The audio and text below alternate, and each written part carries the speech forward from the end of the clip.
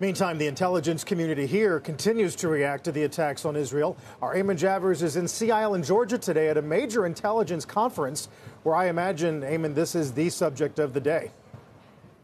Yeah, absolutely, Carl. You're right. We're in Sea Island, Georgia. This is the annual Cypher Brief Intelligence Conference. Happens every year. Of course, the topic du jour is Israel. I just spoke with a former CIA officer who has extensive experience in the region, who said that he thinks the information war over the next 24 hours is going to be the key. He expects Hamas to try to bait the Israelis into large-scale strikes in Gaza that cause extensive civilian casualties, and then Hamas can then use those casualties as publicity on social media. He also said he thinks that the Saudis are going to be watching very carefully that same information war, how it plays out, to see if they can proceed with talks on their normalization deal with Israel, which he thinks at this moment is at least still possible, as you were just talking about with Fred Kemp. I also spoke with retired Rear Admiral Mark Montgomery.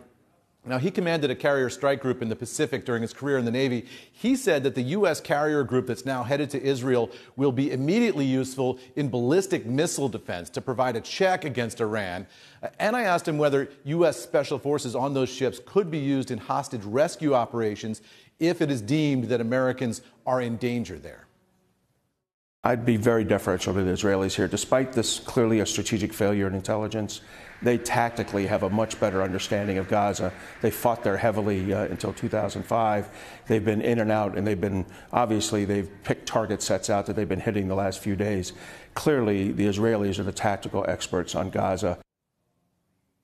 As deferential as he said he would be to the Israelis, he also said that in his view, the U.S. has the world's best hostage rescue warriors.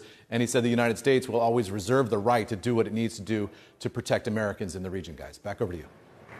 Eamon, I'm just curious, kind of from an intelligence standpoint, how important it is to thread the line between explaining exactly what the U.S. strategy is going to do to help and ensuring that those hostages are, safe and continue to come home safely to their families. Yeah, look, from the CIA veterans I've talked to here, their sense is that the hostages in Gaza now are in very, very difficult situations. Very difficult to gather intelligence. You saw the intelligence break down in Israel in terms of this attack coming in the first place, finding where all those hostages are, identifying the particular structures they're in, and coordinating operations to go and get them is just an enormously complex task. The Israelis, of course, know Gaza very well, as you just heard Admiral Montgomery suggesting.